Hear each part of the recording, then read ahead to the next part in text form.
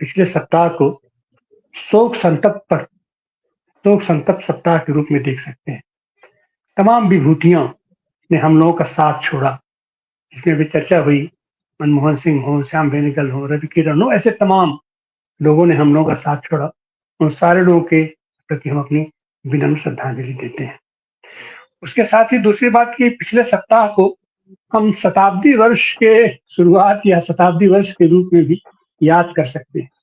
उसमें खास करके जो हमारे यहाँ 2 संगठन है, बड़े संगठन है, राष्ट्रीय स्वयंसेवक संघ और भारतीय कम्युनिस्ट पार्टी। इन लोगों का शताब्दी वर्ष शुरू हो रहा है और जाहिर-सी बात है कि ये दोनों संगठनों का शताब्दी वर्ष भारत में तो शुरू हो रहा है, लेकिन इनकी जड़ें यहाँ नहीं हैं। जबकि बार-बार ये नरेशन गढ़ा जाता है कि आरएसएस तो देश की संस्था है, देश से पैदा हुआ है, लेकिन नहीं, इसकी जड़ें भी वैश्विक हैं और भारतीय कम्युनिस्ट पार्टी को तो वैश्विक माना ही जाता है, अंतर्राष्ट्रीय पार्टी का अपने आप को ये लोग अंग कहते हैं। तो अब ये बात खुल के चर्चा आ रही है कि दोनों के बीच में अंतर क्या है, वैश्विक पैमाने से लेकर के भारतीय पैमाने तक। ये मिथ वर्सेस साइंस की लड़ाई, मिथ वर्सेस विज्ञान की लड़ाई है। लेकिन सबसे दुखद बात यह है कि भारतीय कम्युनिस्ट पार्टी जहां अपना 100 साल का शानदार विरासत का इतिहास उसका रहा है और एकमात्र भारत की ये ऐसी पार्टी है जो एक विधान, एक संविधान, एक चुनाव चिन्ह को लेकर के लगातार सतत अपना अनवरत अपनी यात्रा बनाए हुए है। और वही आरएसएस है कि आरएसएस अपने आप को तो सांस्कृतिक संगठन कहता है, लेकिन देश पर जो उसका राजनीतिक संगठन है या उसके तमाम हजार हाथ कहे जाते हैं, गोजर के पांव कहे जाते हैं सारे, वो सबको मिलकर के वो एक मुहिम के तहत पूरे देश पर अपने तरीके से अपना आच्छादित है और शासन कर रही है और आज की तारीख में वो शासन में है। वहीं पर भारतीय कम्युनिस्ट पार्टी जो कि शुरुआती दिनों से स्वाधीनता आंदोलन से लेकर के 1925 से लेकर के लगातार अपने संघर्षों के बल पर अपना अस्तित्व कायम की हुई थी और आज की तारीख में वो लगभग हाशिए पर खड़ी हो गई है। हाशिए पर क्या खड़ी हो गई है?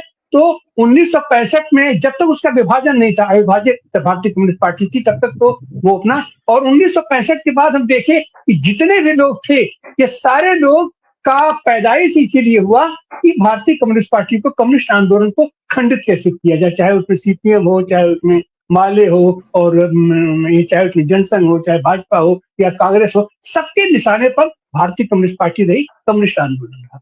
तो और उसके साथ ही शताब्दी वर्ष में एक हम लोगों के पास जीवित आइकॉन मिला है, जीजी पारिक, जो 100 साल पार करके 101वें साल में आज उन्होंने प्रवेश किया है। तो उनके प्रति शुभकामना। और अभी जैसे आपने जिक्र किया कि बनारस मंदिरों का शहर है, वो है, तो अब हम आते हैं उत्तर प्रदेश में। उत्तर प्रदेश में इस समय बनारस और इलाहाबाद 2 चर्चा केंद्र बना हुआ है और अपना पिछले सप्ताह तो संभल भी अपना क्षेत्र, अपना वो चर्चा केंद्र बना हुआ था, लेकिन फिलहाल ये जो बनारस और इलाहाबाद इस समय चर्चा का केंद्र बना हुआ है। बनारस इसलिए बना हुआ है कि बनारस को एक बार फिर ये लोग अशांत करने की भरपूर पुरजोर कोशिश कर रहे हैं और यहाँ पर एक दाल मंडी इलाका है, दाल मंडी में इधर पूर्वांचल का और ये बिहार के लिए वहां से सस्ते दरों पर माल सप्लाई होता है और वो एक जमाने में दाल मंडी विख्यात था सांस्कृतिक कार्यक्रमों के लिए और उसको लेकर के, तो वो गलियां बड़ी सिंपल गलियां हैं और एक कहना है अपनी योगी सरकार का कि बाबा विश्वनाथ के दर्शन के लिए रास्ते उपलब्ध नहीं है, वीआईपी हमारे वहां तक सीधे गाड़ियां नहीं पहुंच पाती हैं, दिक्कत होता है। तो ये दाल मंडी वाला ये जो रास्ता है, जो कि आज की तारीख में कहीं 2 फीट है, कहीं 5 फीट है, इसको हम 23 फीट का सड़क पूरा बनाएंगे। 23 फीट का बनाने का मतलब है कि सरकारी आंकड़ों में लगभग 10,000 दुकानें खत्म होंगी, जबकि उसकी संख्या उससे भी ज्यादा होगा। जब वो हटेगा तो छत्ता तरह का बाजार हटेगा, अपना ये नई सड़क भी हटेगा, तो कहीं न कहीं से वो 10,000 नहीं, लगभग 50,000 व्यवसायी उससे प्रभावित होने वाले हैं, जिसको बड़े जोर शोर से कार्यक्रम चल रहा है। लेकिन बड़े दुख की बात यह है कि राजनीतिक दल या कोई भी संगठन उनकी लड़ाई लड़ने के लिए निकल के सामने नहीं आ पा रहा है और जिस तरीके से दमन का और उत्पीड़न का माहौल यहाँ शुरू है, उसमें वहां के भी लोग नहीं निकल पा रहे हैं, लेकिन उसकी शुरुआत हुई है और उस पर भी आंदोलन की पृष्ठभूमि बन रही है। अब वो आंदोलन कितना सफल हो पाएगा, असफल हो पाएगा, क्योंकि हम लोगों ने देखा है काशी कॉरिडोर में जिस तरीके से यहाँ पर दुकानें ध्वस्त की गई, मंदिर ध्वस्त किया गया, मूर्तियां ये ध्वस्त की गई, देव विग्रह तोड़े गए, लेकिन कहीं से कोई जुम्बिश नहीं हुआ। तो अब इसमें क्या होगा क्या नहीं होगा, अब इसका तो भविष्य बताएगा। वहीं पर अभी इलाहाबाद में महाकुंभ लग रहा है इस बार, और महाकुंभ की स्थिति यह है कि वो सीधा सीधा वहां पर कारपोरेट कल्चर अगर आपको देखना हो तो अब आप वहां पर आप जाकर के देख सकते हैं, और किस तरीके से सरकारी धन का दुरुपयोग होता है और सरकारी धन के दुरुपयोग का लाभ किस तरीके से कारपोरेट को दिया जाता है, उसका प्रत्यक्ष उदाहरण आपको महाकुंभ में भी देखने को मिलेगा। पिछले साल बनारस में भी गंगा नदी में उस पार नहर बनाई गई थी, बालू के बीच में नहर बनाई गई थी, और वो नहर में कितना पैसा खर्च हुआ आज तक उसका कोई ऑडिट नहीं हुआ। वही स्थिति अपने इलाहाबाद होने जा रहा है। वहां पर डोम सिटी वहां पर बनाई जा रही है, डोम सिटी वहां बनाई जा रही है। डोम सिटी में वहां ऐसे ऐसे कमरे बनाए जा रहे हैं जिसका किराया 80,000 से लेकर के 1.25 लाख पर डे के हिसाब से वहां उसका किराया है, और उसकी बुकिंग 3 दिन से कम के लिए नहीं की जाएगी। और आज की तारीख तक अभी तक तो 1-2 वहां खाली बन के तैयार हुआ है, और 60% उसकी बुकिंग लगभग ऑक्युपाई हो चुका है।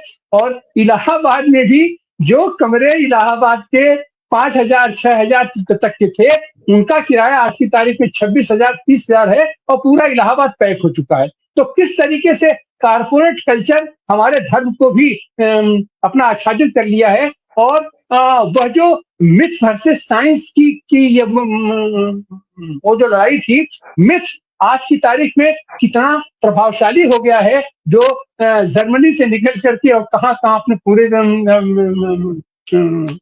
दुनिया घूम करके हमारे भारत में आ गया है, उसको हम यहाँ देखेंगे। और जो विज्ञान है, वैज्ञानिक सत्य है, उसको किस तरीके से हम उसका कमजोर होते हुए उसको देख रहे हैं, हम ही भी देख रहे हैं।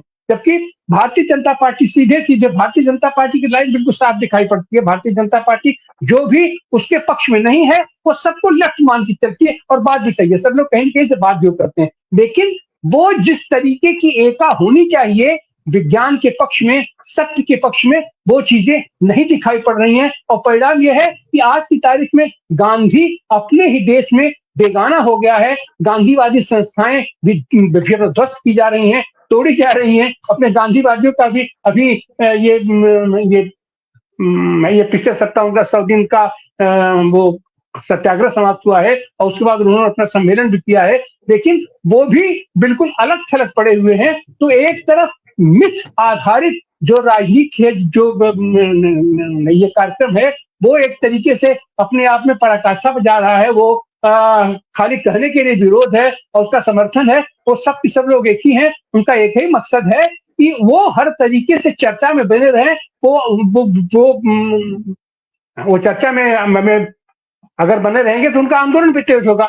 वहीं पर जो उनका विरोध करने वाले लोग हैं, जो सत्य पर चलने वाले लोग हैं, विज्ञान पर चलने वाले लोग हैं, वो खंड दर खंड होकर के अपने अपने अस्तित्व के लिए, अपनी पहचान के लिए वो कहीं न कहीं से आशा अपना ये सत्ता की तरफ देखते हैं, सत्तान्मुखी अपना होकर के देखते हैं। तो इस तरीके से हम देखेंगे कि पिछला सप्ताह शोक संतप्तता और ये उम्मीद और विश्वास के बीच में झूलता हुआ हमें नजर आया। बहुत बहुत धन्यवाद।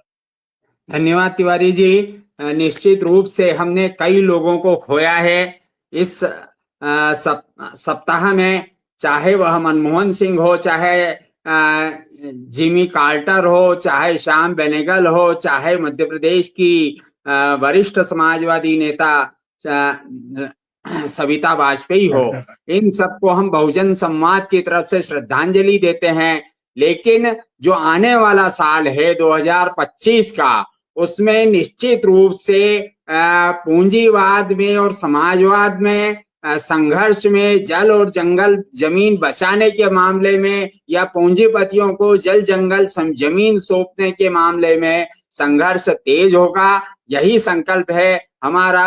हम आभारी हैं तमाम साथियों के, डॉक्टर सुनीलन के, सुभाष राणा जी के, सोढ़ी जी के, आराधना भार्गव जी के और आनंद प्रकाश तिवारी जी के, जिन्होंने अपना, राकेश रंजन जी के, जिन्होंने अपना अमूल्य समय देकर आज बहुजन संवाद के सप्ताह की बात वाले कार्यक्रम को, जो इस साल का अंतिम कार्यक्रम है, अगले साल के लिए नई उम्मीदों के साथ हमें जगाया है।